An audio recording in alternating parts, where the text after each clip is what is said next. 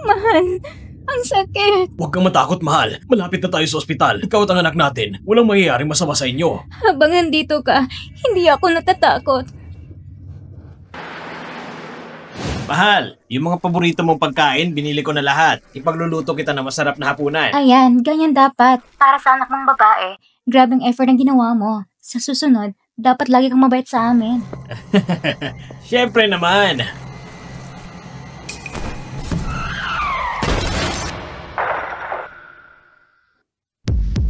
Mahal? Mahal? Ano nangyayari sa'yo, mahal?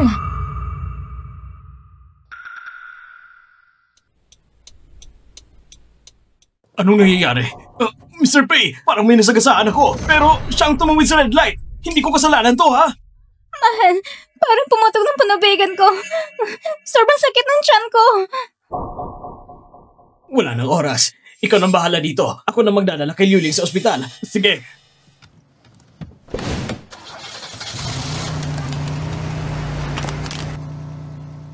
Mahal?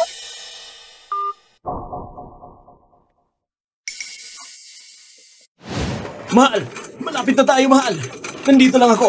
Walang problema, mahal.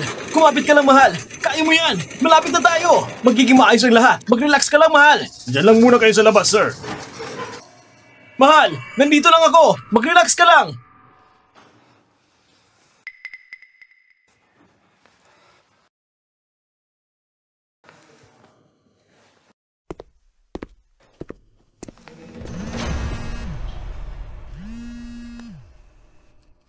Hello, Mr. Pei.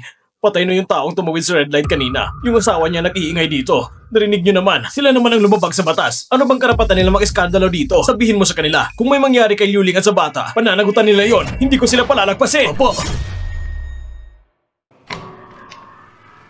Doktor, kumusta ang kalagayan niya? Huwag kayong magalala. Ligtas po ang mag-ina. Congratulations, Mr. Pei. Babae po ang anak ninyo. Ayos! Ayos! Tama ang sinabi ng Sir Ulong Pei Ming. May anak na akong babae! May anak na akong babae! Sige, pupunta na ako ngayon. Salamat, Doktor! Maraming salamat!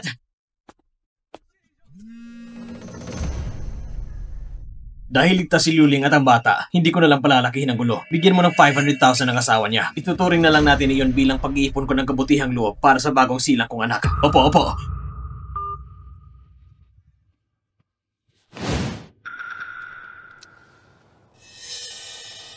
Mahal! Mahal, magising ka! Ang 500,000 na ito, imbis na papunta sa ganong tao, mas mabuti pa siguro kung... Gumising ka na, please! Walang hiyang babae. Maswerte ka lang at ang anak ni Mr. Pei ay ligtas na ipinanganak. Maganda ang mood ni Mr. Pei ngayon. Kaya pinapalampas kayo. Ang nangyari ngayon, hindi na namin palalakihin pa. Umalis na kayo! Bakit naman? Kaya nakabangga nagkapatid sa asawa ko. Tapos kayo pang may ganas sabihin pinalampas niyo kami? Ikaw, may lakas loob ka ng kalabanin ng pamilya Pei? Alam mo ba nang asawa mo ang tumawid sa red light kanina? At muntik nang nailagay sa panganib si Madam. At pati ako, muntik pang madamay.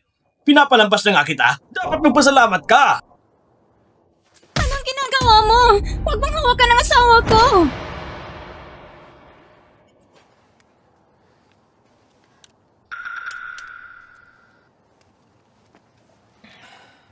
Ito, ituring mo na lang na kabayaran sa kabaong niya. Para matuto ka na sa susunod na ibuka ang mga mata mo at huwag kang makialam sa mga taong hindi mo kaya.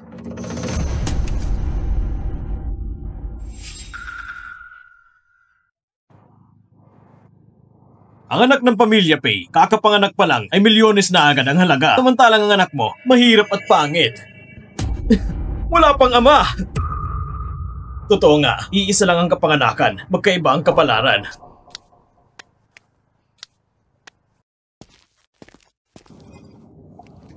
Pamilya Pei, darating ang karma ninyo!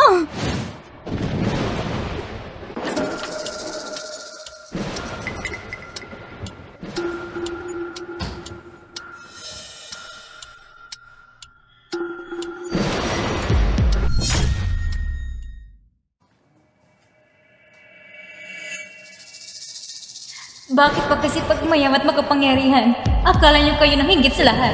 Bakit ang anak ko, pagkasilang pa lang, wala nang ama?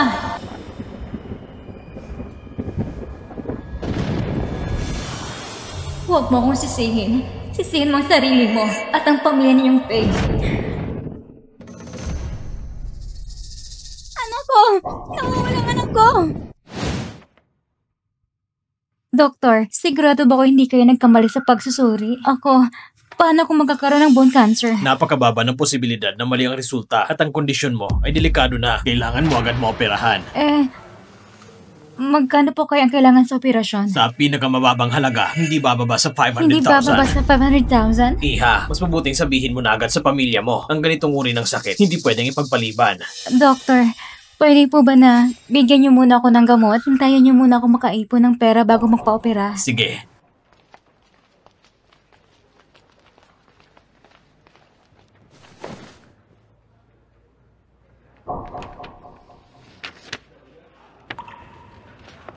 $500,000? Paano ko maiipon yan sa kalagayan ko ngayon?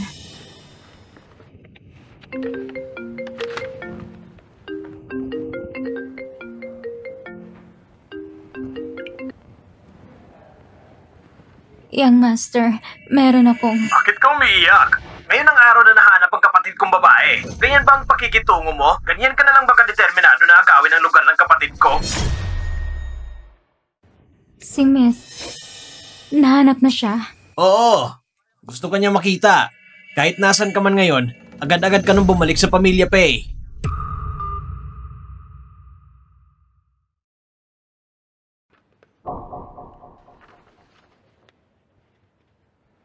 Nahanap na si Miss. Siguradong matutuwa si Madam at Young Master. Mas mabuti pa siguro, huwag ko na lang silang abalahin. Buti na lang, suot mo pa rin ang binigay na gintong pulseras ng mama mo. Kung hindi, hindi ka na sana namin makikilala. 20 taon nang lumipas. Buti na lang kay Ate Wu na siyang mampun sa kanya at tinuring siyang tunay na anak at pinalaki ng maayos. Ang kabutihan niya yun, hindi malilimutan ng pamilya Pei. Ito ang aming pasasalamat sa iyo. Sana tanggapin mo ito. Hindi na po, hindi na kailangan. Tita Wu, huwag ka nang mahiya. Alam kong mabuti ang puso mo. Pero kung hindi mo tatanggapin ito, malulungkot si Mama.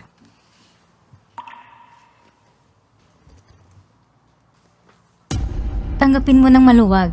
Isa kang malaking tagapagligtas ng pamilya Pei. Karapat-dapat lang talaga sa'yo.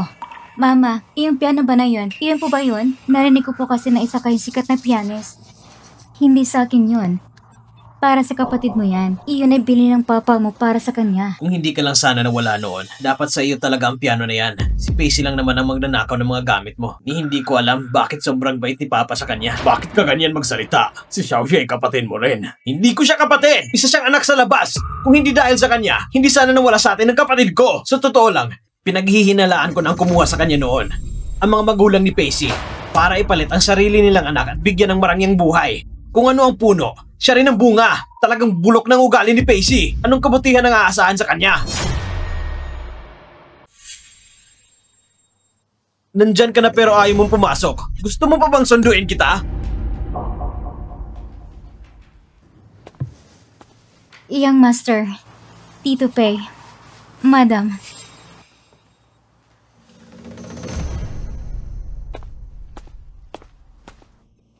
Ikaw si Xiaoxi, di ba?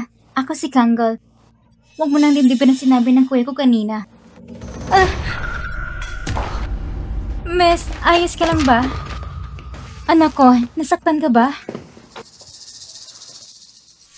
Kasi, paano mo nagawang itulak si Kangol? Hindi ko siya itinulak. Talagang hindi ko itinulak si Miss. Ako lang... Nangangatwiran ka pa? Wala kang utang na loob. Sa'yo pagpapalaki sa'yo ng pamilya Pei. Yoleng, bakit mo sinasaktan ng bata? Isa lang anak kong babae. Sino ba siya? Anong karapat niyang itulak anak ko? Mama, huwag po kayo makipagtalo kay Papa dahil sa akin. Si Xiaoxi po, sigurado kung hindi niya sinasadya, hindi ko siya sinisisi. Anak, sobrang bait mo kasi. Kaya ganyang taong nakakayanang apihin ka. Hindi po totoo yan. Talaga po, hindi ko... Tamang sinabi ng mama ko, mabait ang kapatid kong babae. Kaya hindi kanya pinatulan. Pero kami, kapatid ko, huwag kang magalala. Hindi ka namin hahayaang apihin. Magnanakaw, humingi ka ng tawad sa kapatid ko! Anong klaseng tao ka? Wag, Young Master, wag po. Kala mo kung sino ka? Lahat na lang ng basura dinadala sa bahay. Lumuhod ka! Humingi ka ng tawad sa kapatid ko! Bakit? Bakit naging ganito ang lahat? Ano bang mali nagawa ko? Tama na yan!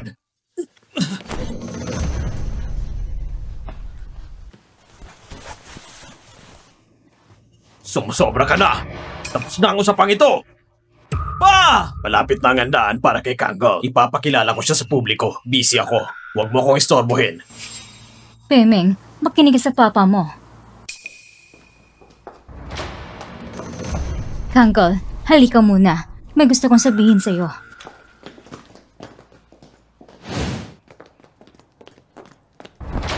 Ma, anong ginagawa mo? Kangol, magpakahinahon ka naman. Bakit mo laging pinupuntir si Pacey? Hindi ka naman talagang tunay na anak ng pamilyang Pay. Ano? Di ko nagpalit sa dalawang bata? Anak ko yun! Sariling dugot laman mo! Ang tigas ng puso mo! Akala mo ba gusto kong gawin ito, ma? Patay na si Suzy! Hindi mo na siya nare-respeto kahit patay na! Tinatrato lang na parang walang nangyari! Paano ko matatanggap yan? Hindi mo matanggap! Ipaghihiganti mo sarili mong anak! Pofeng! Nagpadala ka sa galit mo! Ano bang kasalanan ng mga bata? Wala silang kasalanan! Wala silang responsibilidad na ako ng galit paghihiganti ninyo! Hanapin mo agad ang apo ko! Isauli mo siya! Hindi ko gagawin! Gagawin mo! Hindi ko gagawin! Ma! Kung hindi mo siya papalitan, mamamatay ako sa harap mo! Ma! Afeng! Nawala na sa akin ang anak ko! Huwag mo naman sana pa din kayo sa isa kung apoy mawawala rin! Sige! Papayag ako! Ay ano ngayon? Kung hindi mo lang sana sinunod ang utos ng lola, kung hindi mo lang ako pinalitan noon, matagal na sana akong hindi naghihirap kasama mo. Matagal na sana akong tunay na tagapagmana ng pamilya Pay. Lahat ng ito ay utang mo sa akin. Kanggol, paano mo nasabing ganyan? Dala-dala kita sa loob ng tiyan ko ng 10 buwan. Anak kitang isinilang. Kung ibibigay lang kita sa iba, hindi ba't parang hiniwa ko ang laman ng sarili kong katawan? Paano ko magawang tiisin yun? Ma, hindi ko yun ibig sabihin. Nagpanggap lang ako ng anak ng Pay family. Dahil gusto kong itapang ginawa mo pagpapalit noon. Ginawa ko to. Lahat ng ito para sa'yo. Pasensya na, Kanggol. Ako nang dulot ng lahat ng ito sa'yo. Nangyari na ng lahat. Ngayon, ako na umangkin sa pagkatao ni Pacey. Ayaw mo man ang gusto. Isa lang katotohanan. Kalaban na lang siya mula ngayon. Kailangan nating policy siya sa Pay family. Pero, walang pero. Kahit ano pang nakaraan ko, mula ngayon, ang pagkakakilalan ko ay tanging anak ng pamilyang Pay lamang. Sino yan? Sino yan?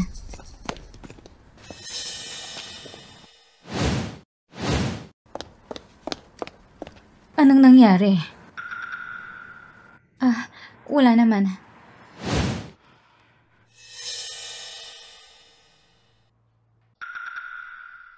Kahit sino ako noon, mula ngayon, ang pagkatao ko ay anak ng pamilya Pay at wala nang iba. Siya, hindi ba siyang tunay na anak?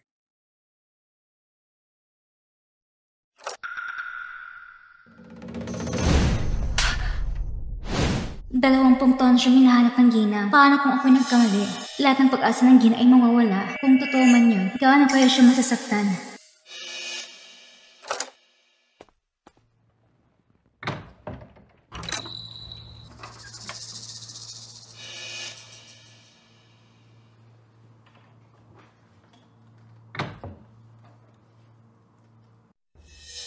Palay mo kung makiimbestiga. Basta hindi ako mahuli. Ayos lang. Young Master?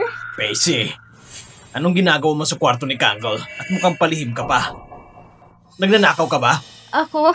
Hindi ako nagnanakaw. Hindi nagnanakaw? Ano ito? Buhok? Bakit ka may buhok ni Kangol? Pacey, kung hindi mo sasabihin ng totoo, dadalhin ko ito sa mga magulang ko. Ipapakita ko sa kanila kung gaano kababa ang ugali mong hindi na magbabago. Wag, ibalik mo yan. Hindi ko ninakang gamit ni Miss. Sabi kong ninakaw mo, kaya ninakaw mo! Pacey, isa ka lang namang alagang aso ng pamilya Pay. Anong karapatan mong sumuway sa akin? Sa huling pagkakataon? Magsalita ka! Ako, narinig ko na hindi sinasadya na sinabi ni Miss. Kahit sino pa siya noon, mula ngayon, anak na lang siya ng pamilya Pei. Kaya ako'y nag-alala, baka may nangyaring pagkakamali. Ako...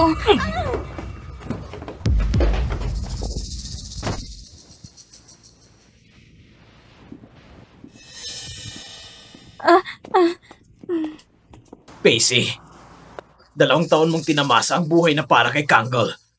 Hindi pa ba sapat yon? Ngayon pa, nanggulo ka pa sa harap ko. Gusto mong pigilan ang pagbalik ng kapatid ko sa Pei family? Gusto mong agawin ang buhay na para sa kanya? Hindi ganon. Hindi ko gustong agawin ng kahit ano sa kanya. Natakot lang ako baka mali kayo ng pagkakilala. Natakot ako na si Ginang. Sinasabi ko sa'yo, kahit kanino ako magkamali, hindi ako kailanman magkakamali pagdating sa sarili kong kapatid. Hindi ko hayang apihin siya ng kahit sino! Ang pagkatao niya, walang karapatan ang gaya mong magnanakaw para kwestiyonin yun.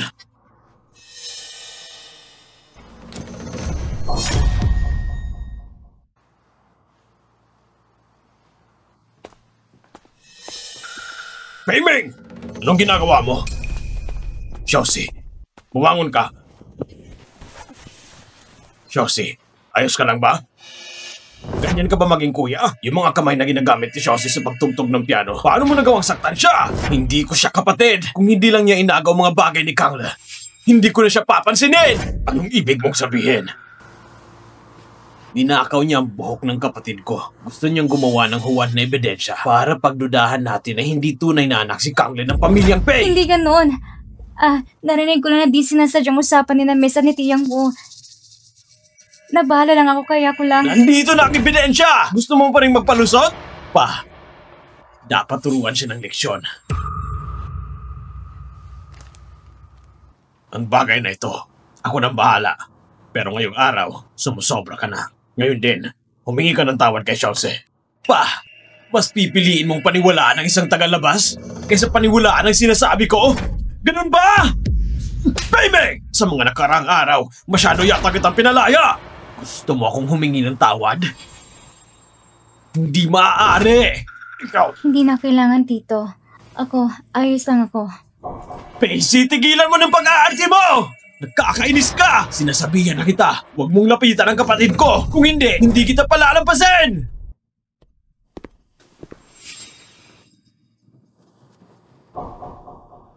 Pasensya ka na, Xiaoxi. Hindi naman masamang tao si Peiming. Gusto lang talaga niyang kapatid na babae. Dahil na rin sa nangyari noon, humihingi ako ng tawad para sa kanya. Pwede ba? Ayos lang po, Tito. Hindi ko po sinisisi si Young Master. Sa dami ng taon na lumipas, tinanggap niyo po ako sa pamilya niyo at pinayagan ako mag-aral ng piano. Sobrang nagpapasalamat na po ako roon. Mabuti naman kung ganon. Ang qualification sa National Piano Competition ay lalabas na sa susunod na araw. Pinagawa na rin kita ng paraan. Isipin mo na lang na itong regalo ko sa'yo sa kaarawan mo. Talaga po? Ikaw magiging pinakabatang kalahok sa kompetisyon. Pagbutihin mo ha. Ang talento ni Xiaoxi, masigit pa kay Liu Ling. Sayang nga lang.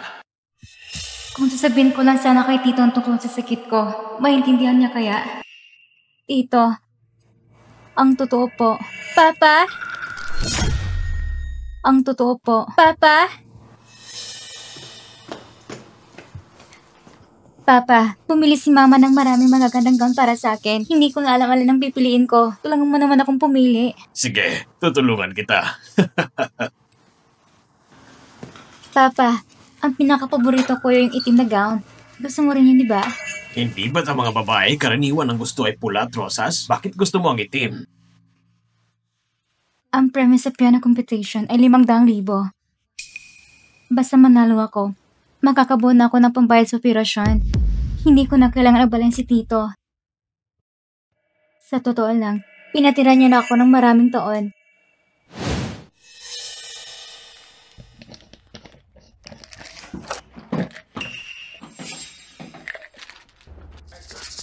Young Master, anong ginagawa mo?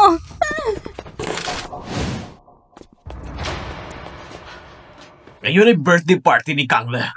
At dahil may record ka na, Habang hindi pa tapos ang party, dito ka lang mananatili. Kalimutan mo nang sirain ang buhay niya. Yang master, hindi talaga magandang pakiramdam ko. Pwede ba akong umuwi muna para uminom ng gamot? Huwag ka namang pagkaawa. Hindi ako tulad ng papa ko. Hindi ako maniniwala sa ganyan. Hindi ako maarte. Totoong masamang pakiramdam ko. Pahintulutan akong uminom ng gamot. Kahit sabihin mong may sakit ka, kahit mamatay ka pa ngayon, hindi ka makakalabas sa kwartong to. Wag! Wag! Wag! Tulungan mo ako.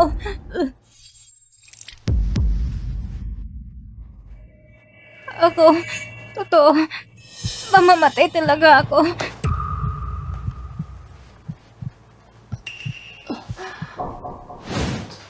Ayos na. Yang master, pasensya na. Ayos lang. Mag-ingat ka na lang sa susunod. Ano yung hawak mo sa kamay mo? Ito pong mga dokumentong hinihingi ni sir. Tamang-tama. Pupuntahan ko rin siya. Ibigay mo na lang sa akin. DNA test? Talagang naniniwala siya sinasabi ng sinungaling na yon? Ang tatay ko talagang naging ulyani na. Gusto ko rin makita kung anong kalabasan ng resulta. Kuya!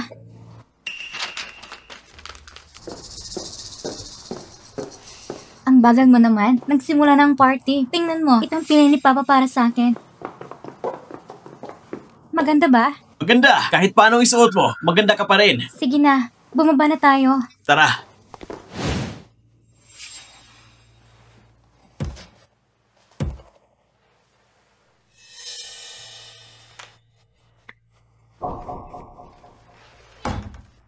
Young master, nakikiusap ako sa'yo. Palabasin mo naman ako. Young master, pakiusap. Palabasin mo na ako. Pakiusap. Mga bisita, malugod kong tinatanggap kayong lahat na dumalo sa kaarawan ng aking anak. Matagal siyang nawalay sa amin. Pero sa tulong ng langit, buo na ulit ang pamilya namin. At ngayon, ipinakilala ko sa inyo ng buong dangal ang anak kong si Kangla. Ang batang ito mula sa pamilya Pei. Halos 20 taon na raw nawawala. Isang himala talaga. Oo nga, lahat ng may pangalan sa Beijing nandito ngayon. Kitang-kita kung gaano kahalaga siya sa pamilyang Pei. Congratulations sa inyo, Mr. Pei and Miss Pei. Para sa muling pagbabalik ni Miss Pei. Cheers! Cheers! Cheers! Hanggat hawak mong titulo bilang anak ng Pei, kayaman at kapangyarihan, lahat ay abot kamay lang. Bakit? Okay lang. Hindi ba't sinabi mo na lumabas na ang resulta ng test? Bakit hindi pa dumadating? Mahal, lalabas lang ako saglit para may ayusin. Pakiasikaso muna mga bisita. Sige, bumalik ka agad ha. Kumain lang kaya tuminom, ha?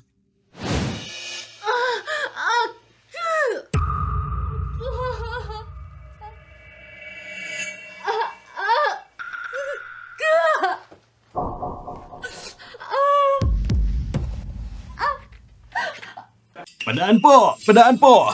Dumating na ang cake! Ate, maligayang kaarawan.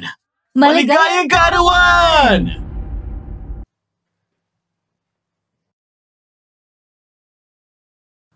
Ako mismo ang gumawa ng cake na to para sa'yo. Kahit hindi kasing ganda ng binili sa labas. Sana magustuhan mo pa rin. Ha? Ang sakit. Ayoko pang mamatay. Ayoko pang mamatay. Tito, kapag paglaki ko, naging kasing galing ko si Ma'am. Pwede rin ba akong lumabas sa TV para tumungtog? Siyempre naman. Ayos! Magpapaktis pa ako ng mabuti. Xiaozi, gusto mo ba talagang lumabas sa TV? Opo. Alam kong matagal mo nang hinahanap ang tunay mong anak. Siguro ang nanay at tatay ko, hinahanap rin ako. Kapag lumabas ako sa TV at naging tanyag, darating din ang araw na matatagpo nila ako. Ang galing mo. Hindi pwede. Hindi ko pa natatagpuan ang tunay kong mga magulang. Paano ako mamamatay?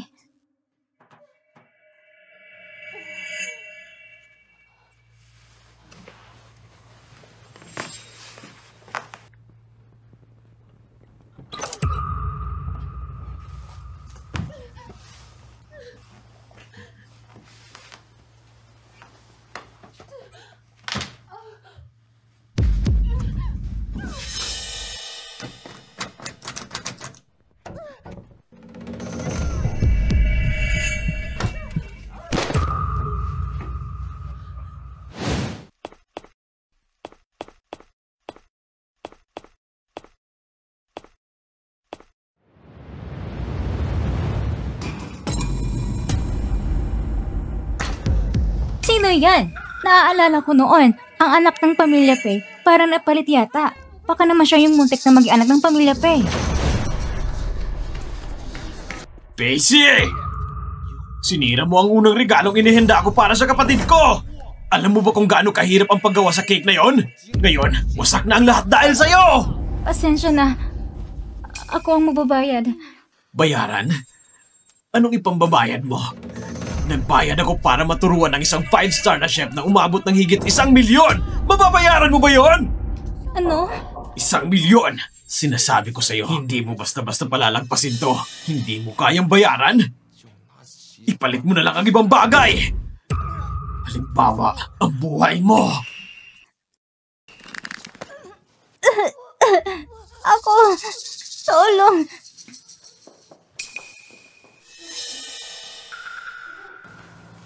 Higpitan mo pa. Basta si Pacey. Tulong! Peming! Peming, anong ginagawa mo? Nasisiraan ka na ba? Chelsea, ayos ka lang ba? Wala na siyang hininga. Doktor! Doktor! Dalhin niyo siya. Tawagin ng doktor! Tignan lang natin kung may maglakas loob! Peming! Wala nang hininga si Chelsea. Buhay ang nakataya. Ano bang ginagawa mo? Sino bang nakakaalam? Baka naman nag-uumarte lang siya. Nagpapanggap na may sakit para kaawaan. Bilis! Peming, tumigil ka! Hindi ako titigil! Pacey na walang silbi. Hindi siya karapat-dapat mabuhay. Inayagan ko pa siyang manatili sa Pamilya Pei. Naghihingalo ng 2 dekada. Iyon ang sukdulan ng awa ko! Alam mo bang pagpatay na ang ginagawa mo? Buhay ang pinag-uusapan natin dito. Kayong dalawa ni Xiaoxi, magkalaro kayong lumaki. Sa paningin mo ba? Wala na siyang halaga ngayon? Patient, paano mo nagawang sakta ng sarili mo anak para lang sa isang tagalabas? Nakita mo ba ang kayupang ginagawa niya? Hindi ba't nararapat lang siyang sampalin? Walang kasalanan ng anak ko. Si Pacey ang dapat mamatay. Mas mabuting matagal na siyang namatay. Xiaoxi. Tita, galit ba talagang galit niyo sa akin? Xiaoxi, ayos ka lang ba? Kailangan mo bang dalhin sa doktor? Yung sinabi ng tita mo kanina, dala lang yun ng galit. Huwag mong dibdibin. Hindi iyon dala ng galit. Lahat ng sinabi ko, galing sa puso ko. Kung hindi dahil sa'yo, paano mangyayari ng anak ko ay naghihirap ng 10 taon sa labas? Kahit maayos ang panganganak, ang bata ay panganak dahil sa matinding stress, mahina ang katawan, may congenital illness pa, kailangan siyang alagaan ng maayos. Kung hindi, kapag lumala pa ito, maaari pa itong maging tumor. Magpahinga ka ng maayos. Salamat, Doktor. Kasalanan ko lahat ito. Hindi ko siya nalagaan ng maayos. Kung sakaling magkaroon talaga siya ng tumor. Hindi mangyayari yon. Basta alagaan lang natin siya na mabuti. Ang ganitong bagay ay hindi mangyayari. Tama ka. Anak, hindi ka pahirapan ni Mama. Araw-gabi, iniisip ko kung siya ba nagkasakit, kung siya ba naghirap, kung siya ba pinabayaan. Bakit ang anak ko, walang balita kung buhay pa, habang ikaw, isang anak sa labas dito sa Pamilyang Pei at tinatamasang lahat ng para sa kanya. Si Kang Ye ay pinanganak ng kumpleto sa buwan. Wala siyang problema sa katawan. Paano kung may makakalam ito? Paano natin mapapalawanag iyon? Kung hindi siya inalagaan ng mabuti, baka tumubo na ang tumor. Hindi ba? Liu Ling, hindi ba't nakabalik na si Kang Le at inalagaan siya ng mabuti? Ang mga kinakatakutan mo, hindi naman mangyayari, di ba? Maswerte lang siya. Kung hindi niya nagkikilala si Tita Wu, paano ibang tao nakakakita sa kanya? Malalaman ba natin kung ligtas pa ba siya ngayon? Pero si Xiaoxi noon, isang bagong silang na sanggol. Wala siyang kaalam-alam sa lahat. Bakit mo sinisisi ang lahat sa kanya?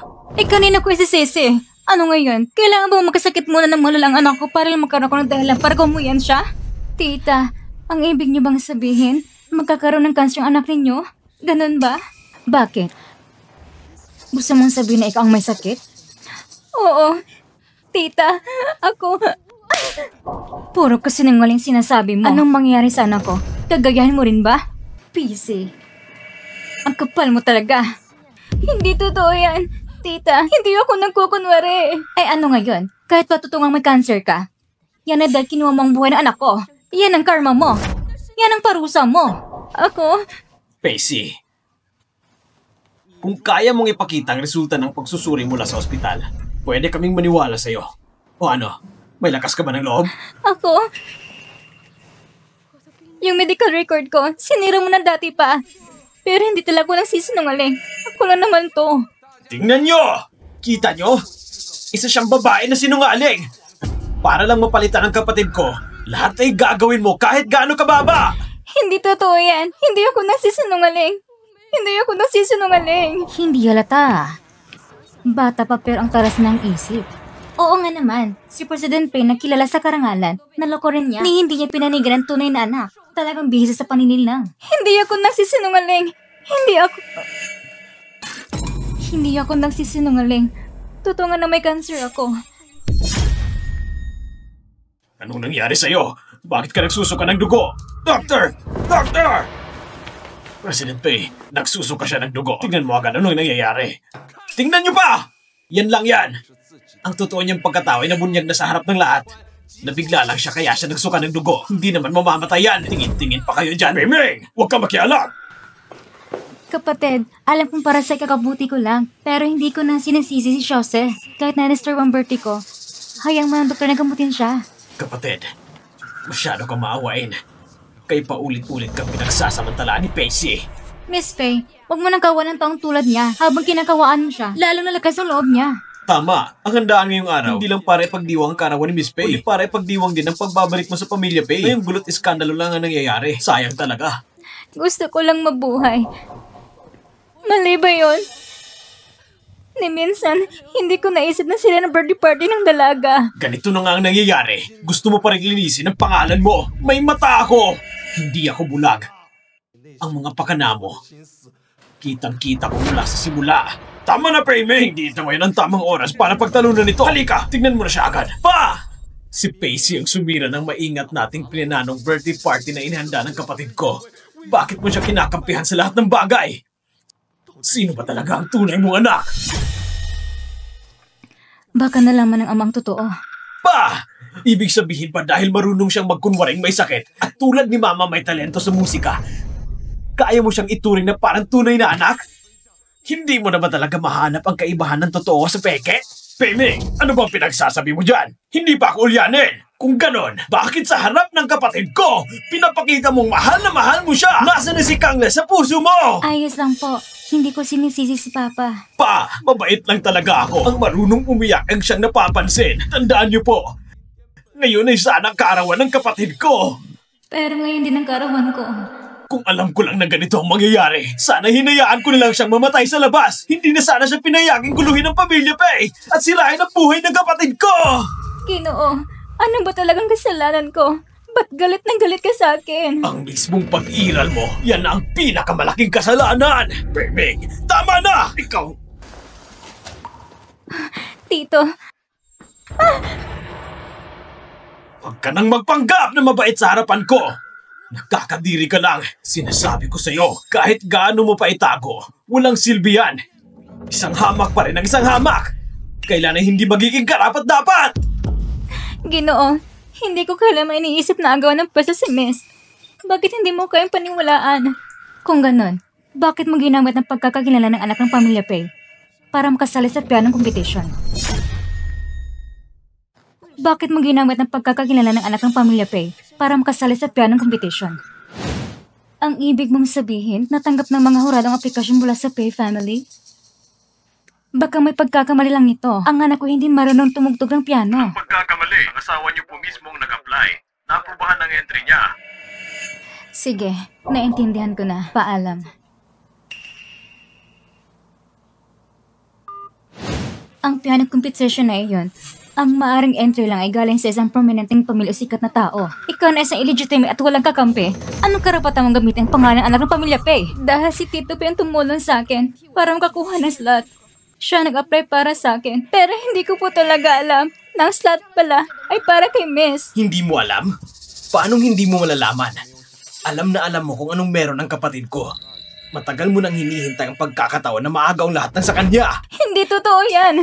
Sa salita mo, sinasabi mong hindi mo inagawan si Miss Faye. Pero sa likod ng lahat ng kilos may kabaligtaran. Tama! Ang nakikita ko sa kanya, kitang-kita ko naman ang masama mong balak. Gusto mong agawin ng hindi sa'yo. Talagang kilala mo ang muka, pero hindi ang puso. Yuling, ang slot ni Xiaoxi, ako ang kumuha para sa kanya. Hindi niya inagaw ang kay Kangle. Ginamit ko ang sarili kong pangalan para irekomenda siya. Pa! Sa puntong ito pa talaga, pinagtatanggol mo pa rin ang mananakaw na si Pacey! Hindi mo alam ang totoo. Dahil mahalaga ang slot na iyon kay Xiaoxi. Mahalaga yun. Tama na. Ang para sa anak ko, kahit hindi niya magamit, hindi ibibigay sa iba. Lalo na kay PC. Anak, kung ayaw ko ipagtanggol ng papa mo, akong bahala. Hindi ko papayagan na manatili sa Pei family ang isang taong may masamang intensyon. Mga tao, palisin niyo si Pacey sa Pei family. Simula ngayon, wala na siyang kinalaman sa pamilyang ito. Huwag po! Pakinggan niyo po muna ako! Hintay lang! Ako nang bahala. Ako mismo magpapalaya sa inutil na to para ipaghingandi ang kapatid ko. Huwag! Huwag! Ginoong! Ginang! Maawa na po kayo sa akin. Kikiusap ako.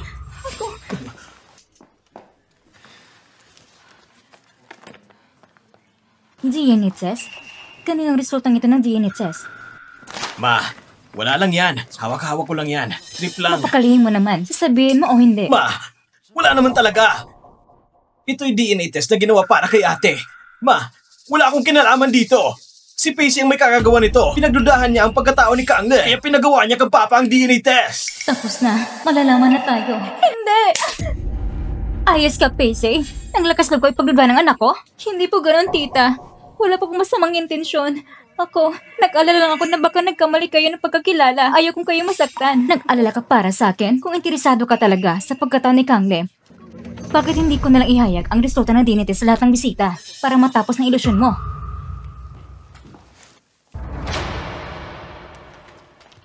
Hindi pwede. Hindi ito pwede ilantad. Bakit hindi pwedeng ilabas? Pujay, ano bang inaalala mo? Ginang Pe, ang ginagawa mo, hindi ba't parang mo na rin pinatunayan ang pamilya Pe? E nang dududa sa pagkatao ni Kangle, paano pa maharap ni Kangle ang mga tao sa hinaharap? Siyempre, naniniwala kong anak ko si Kangle. Pero, kung may mga taong gustong saktan siya, ang tanging parang para mapatahimik sila ay ang ilang taong resulta sa publiko. Tama ka, Tita Wu. Kami bilang pamilya, ilang taon nang naghahanap kay Kangle. Paano natin hahayaan ng iba na maliin siya? Wala akong pakialam. Kung alam ko lang na madadanas ng ganito si Kangle, mas mabuti pang hindi na lang siya nahanap. Kangle, alis na tayo rito. Umuwi na tayo. Tita Wu, huwag kang matakot. Ginawa rin to ni Mama para sa kakabuti ko. Kangle, nakikiusap ako sa'yo. Umuwi na tayo. Huwag ka nang madama sa kaguluhan ito. Ang reaksyon ni Tita Wu ay kakaiba. Parang labis ang pagtutol niya. Pakiramdam ko may tinatago siya. Parang itong DNA test na to ay hindi dapat malaman ng iba. Hindi rin bago yung mga napupunwan anak ng Pei family at biglang mapapakilala. Baka isa rin to sa mga peke. Tignan mo yung makinis at namumulang mukha niya. Mukhang hindi siya mahina sa kalusugan. Mas mukhang tunay pa yung halos mamatay na nagpapanggap ng anak ng Pei family. Baka naman talaga hindi napalitan ng bata noon. Baka ang pamilya Pei mismo nagkamali.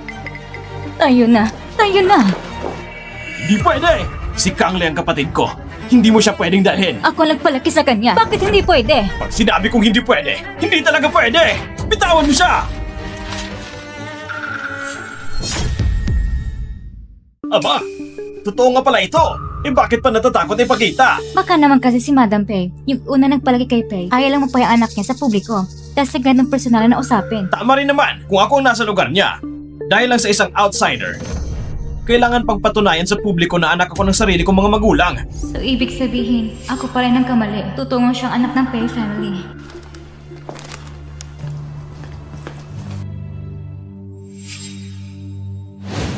Papa, ang dami pong binili ni Mama sa akin na magagandang gown. Hindi ko na alam alin ang pipiliin. Tulungan mo akong pumili. Sige, tutulungan kita. Papa, pinakapaborito ko yung itim na gown. Hindi ba gusto mo rin yun? Buti na lang napalitan ko ng maagang buhok ni Pacey. Dahil sa DNA result na ito, tingnan natin kung sino pang magdududa sa akin. Ano to, Kangle? Anak ko si Kangle. Bakit magka-match sila ng DNA ng Ginoong Pei? Kangle, ikaw, Tita Wu, alam kong para sa akin ito. Kung ang resulta ng DNA test na ito ay makakatulong para tumigil ang chismis, handa kong tanggapin. Pa, sabi ko na, si Kangle ang kapatid ko. Tunay na anak ng pamilya Pei. Bakit hindi ka naniniwala? Mas pinaniniwalaan mo ang babaeng walang hiya na si Pacey. Ngayon tuloy, lahat tayo ay apektado. Sa bagay na ito, ako ang may kasalanan. Patawad, Miss. Hindi ko dapat pinagdudahan ka. Pacey, ang lahat ng ito, sa hulit-huli, ay dahil sa'yo nagsimula. Akala mo matatapos na lang sa isang sorry? Ikaw, kuya. Anong gusto mong gawin ko? Lumuhod ka! Lumuhod ka at humingi ng tawad sa kapatid ko! Ano? Bakit? Masama ba ang loob mo? Sinasabi ko sa'yo, mas masakit pa ang loob ng kapatid ko. Kung hindi dahil sa'yo, kailangan pa ba niyang ilantad sa publiko ang DNA test para lang patunayan ang sarili niyang pagkatao? Ayos lang kuya. Hindi rin naman sinasadya ni Jose. Hindi ko siya sinisisi. Kapatid, ang ganitong klaseng tao dapat turuan ng leksyon para malaman niya kung sino ang dapat galawin at sino ang hindi dapat galawin. Pinaghihinalaan ka niya. Dapat lang pagbayaran niya yon. Hindi yan totoo. Hindi mo siya pinagplanuhan? Hindi lang siya ang pinaglalaruan mo. Pati ang buong pamilya namin. Naipalad mo na sa buong kamay mo. Ginamit mo pa si Papa para imbestigahan ang kapatid ko. Yung mga paninira mo, talagang eksperto ka dyan, ha? Hindi totoo yan. Hindi ko kailanman sinira relasyon ni Tito Petimes. Ang kapalan ng mukha mo magsalita. Kung hindi lang maawain si Kangle ngayon, ang gulong ito, hindi ko na alam kung paano patatapusin. Hindi ako. Hindi. Pacey! Hindi ba sapat ang gulo na dinulot mo sa papa ko? Mas gusto mo pa pang dagdagan ang problema mo? Luluhod ka ba o hindi? Luluhod ako. Mabait sa akin si Tito Pe. Ayaw ko na siya mapagitna at mapahirapan pa.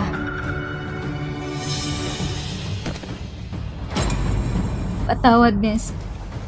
Kasalanan ko. Hindi ka pa ba kumain? Lakasan mo! Miss, patawad po. Huwag ka nang ganyan. Kuya, hayang mo nang tumayo si Jose. Dahil sinabi yan ng kapatid ko. Tumayo ka na. Pero mula ngayon, ayokong makita pa ulit lahat ng nakamit mo sa Pamilya Pay. Sa mga nakaraang taon, ibalik mo lahat. At pagkatapos, lumayas ka na sa Pamilya Pay. Ibalik? Anong ibabalik ko? Bingi ka ba? Uulitin ko. Ang lahat ng nakuha mo sa Pamilya Pay, lahat ng yon, ibalik mo sa tamang pinanggalingan. At pagkatapos, lumayas ka! Tama na! Ano bang nakuha ni Chelsea sa Pamilya Pay? Ano bang nakuha niya? Yung libreng piano ba? Mula yun sa auction? O yung silid ng kasambahay na tinirahan niya ng mahigit 10 taon? Ginamit niya ang sariling kamay na pinagtrabahuan niya ng lahat ng kinain at ginamit niya! Ashan, anong ibig mong sabihin dyan? Kung hindi dati tinagap siya ng Pamilya Pay noon, baka patay na siya ngayon. Dahil lang doon, si Pacey, hindi niya kayang bayaran lahat ng yun kahit habang buhay. Yurling! Hindi yan sapat na dahilan para apihin niyo siya! Pa! Ganito na ang sitwasyon! Pero ikaw, kampi pa rin kay Pacey sa babaeng yan! Hanggang kailan mo siya ipagtatanggol? Kampi ako? Ang totoo, hindi mapanatag ang konsensya ko. Wala siyang ibang inaasahan. Nag-iisa lang siya. Walang masasandalan. Ni hindi siya kumuha ng isang kusing sa Pamilya Pay. Pero ganito rin ang trato niyo sa kanya. Yuling, lumaki rin siya sa paningin natin mula pagkabata. Mayor, hayaan na natin ito. Ang bagay na ito, dito na matatapos. Salamat. Salamat, tita. Hindi mo kailangan magpasalamat sa akin. Pwede kong palapasin ang nakaraan. Pero mula ngayon, hindi ka na pwedeng gumamit ng kahit anong yaman ng Pamilya Pay. Kasama na dyan ang karapatang lumok sa piano competition. Yuling! Ashan, hindi ko na siya pananagutin pa. Ang hayaan siyang manatili sa Pamilya Pay ay sakdulan ko na. Huwag na kayong humingi ng sobra pa. Naintindihan? Naintindihan ko po. Salamat, tita. Sige na. Umuwi ka na.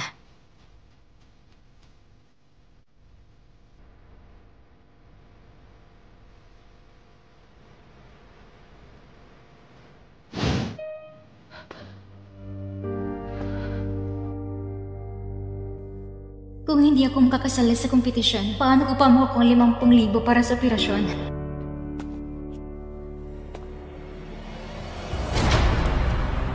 Ginoo, bakit bumalik ka pa? Pacey, gusto mo bang sumali sa piano competition? Ginoo, anong ibig mong sabihin? Ako kasi, bigla akong nainganyo sa piano. Basta handa kang turuan ako. Matutulungan kitang makuha ang entry pass para sa piano competition mula sa mama ko. Deal? Ang bait naman niya bigla. Paano kung... Pero, sa posisyon mo, hindi ka ba makakahanap ng sikat na maestro? Bakit kailangan ako pa magturo sa'yo? Ayaw mo ba ng pera? Hindi naman pwedeng linggo-linggo magbabayad ako ng mamahaling tutor. Hindi ko naman pinupulot ang pera sa hangin. Pero, Ginoo, ikaw ay... Tama na! Ang dami mong sinasabi. Sagutin mo lang. Tuturo ka ba o hindi? Sinasabi ko sa'yo, pag lumabas ang pagkakataong ito, wala nang kasunduan yan. Ako... Doktor, Sigurado po kayong walang pagkakamali? Ako, paano kung magkakaroon ng bone cancer? Napakababa ng posibilidad na magkamali kami at napakadelikado ng kondisyon mo. Kailangan mo nang maoperahan agad. Sige. Ayos, kita tayo bukas. Anak nang, tignan natin kung hindi ka mapapahamak.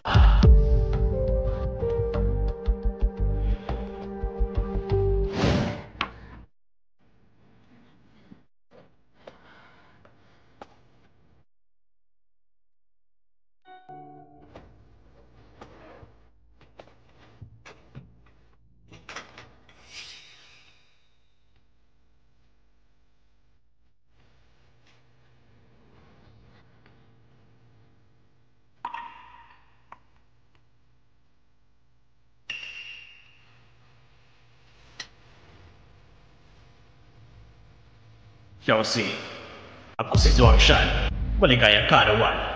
Sana'y magkita na kayo ng tunay mong mga magulang.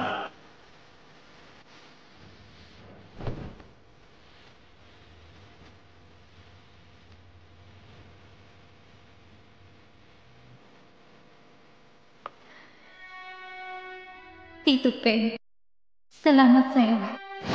Kapatid, may inihanda akong kasiyahan para sa'yo. Ito ng kasiyahan mo. Ginoo, anong piyesang gusto mong mapag-aralan? Huwag ka munang mainip. Ang boring kung puro pagtugtog lang. Ganito na lang. Maglaro na lang tayo ng isang laro. Sa mga piano keys na yan, may tinago ako mga blade. Pero kung saan key ko nilagay, nakalimutan ko na rin. Simple lang ang laro. Kung matapos mong tugtugin ang 3 piyesa, panalo ka. Ayoko, hindi ako lalaro. Ang usapan natin, tuturuan kita ng piano. Wala sa usapan ganitong klaseng laro. Ganito na lang. Kapag natapos mong tugtugin, ibig sabihin, magtuturo ka na sa akin. Yung entry pass, ibibigay ko pa rin sa'yo. Ayos ba? Hindi pwede. Hindi dapat ganito. Ang pinakagrabe apektado sa sakit ko ay ang mga kamay ko. Hindi na pwedeng masaktan po ang mga kamay ko. Pacey, binibigyan na kita ng pagkakataon. Ang kapal pa rin ng mukha mo. Gusto mo pa rin ba ang entry pass na ito? Sinasabi ko sa'yo, isang beses lang ang ganitong pagkakataon. Kapag tinatanggihan mo pa, wala ka nang makukuha. Kuya, kung ayaw ni Shase, huwag mo na siyang pilitin. Ewan ko ba, gusto lang niya makuha ang lahat ng hindi naglalabas ng kahit ano. Gusto niya ang entry pass, pero ayaw niyang sugalan. Ay nako kuya, hindi naman sinasadya ni Shase. Huwag mo na siyang pagalitan. Sige na nga. Kung ayaw mo naman pala, edi wala na akong magagawa. Sayang lang. Sayang lang talaga itong entry pass. Tayo na. Ang ganitong klaseng sakit, hindi pwedeng patagalin. Kailangan ng hindi bababa sa 500,000. Huwag kayong umalis! Kung matapos ko bang patugtugin ang mga piyesa, ibibigay mo na ba sa akin ang entry pass? Oo naman! Sige. Tutugtugin ko. Ayan. Kung nakinig ka lang agad kanina, ang tagal mo magdesisyon. Kapatid, tignan mo. May gusto ka bang kantang marinig? Ayos lang. Yung piyesa naman yan, pangbaguhan lang, 3 kanta lang. Ilang minuto lang yan. Kuya, wala sa listahang to ang gusto kong marinig. Pwede bang pakinggan ang sikat na piyesa ni Mama? Oo naman! Pero kalating oras yun na, hindi ba masyadong mahaba? Kaya ko pinili yun dahil mahalaga nga. Bessie. Gusto ko talagang sigayan ang mga kamay mo. Kalahating oras talaga. Medyo mahaba nga. Isipin mo na lang. Isang beses lang para sa kapatid ko. Pwede bang ibang piyesa na lang? Kahit alin sa listahan? Pacey! Isang beses na nga lang nagreklamo ka pa. Sinasabihan na kita, huwag kang makulit. Ako ang masusunod ngayon. Wala kang karapatang makipagtawaran sa akin. Hindi. Ako... Walang hiya ka? Gusto mong umatras, ganun ba? Sinasabihan na kita. Pinakaayaw ko ang mga hindi marunong tumupad sa usapan. Tumugtog ka! Kung hindi, habang buhay ka nang hindi makakahawak ng piano! Sige, tutugtog ako. Kapatid, umupo na tayo at makinig.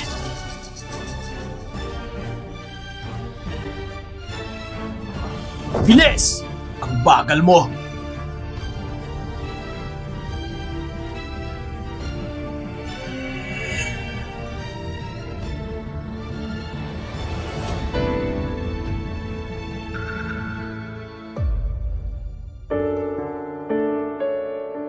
Baka tinatakot lang ako ni Young Master. Baka wala naman talagang blade.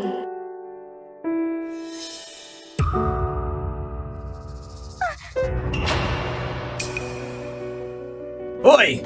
Huwag kang tumigil. Kapag huminto ka sa kalagitnaan, hindi mo makukuha ang ticket sa kompetisyon.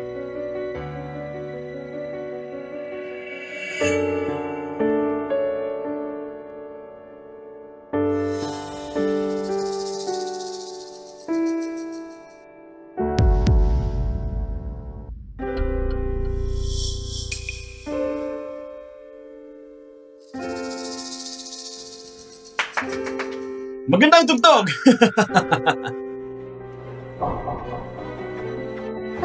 Kuya, dumudugo ng sarang kamay ni Chase. Kaunting dugo lang yan. Walang problema. Kapatid, hindi naman siya mamamatay. Young Master, natapos ko ng pagtutugtog. Maibibigay niyo na ba sa akin ang ticket? Oo naman. Salamat po, Young Master. Sandali lang. Sandali lang. Young Master, ikaw... Huwag kang mainip. Hindi ko naman sinabing hindi ko ibibigay. Nakita ko lang duguan ng kamay mo. Baka madumihan ang ticket. Sayang naman kung ganun. Okay lang po. Young Master, hindi po ako nag-alala. Huwag kang magmadali. Hayaan mo ako na magpunas ng kamay mo.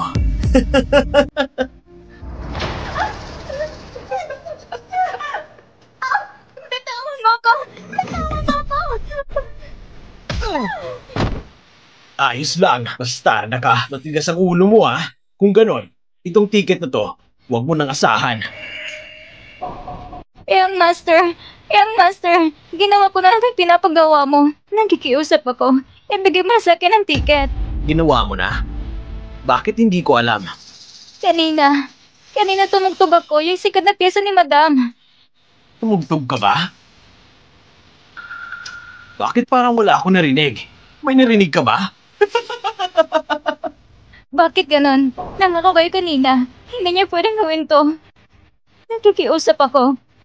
Ibigay mo ng ticket sa akin. Napakahalaga ng premium pera sa akin.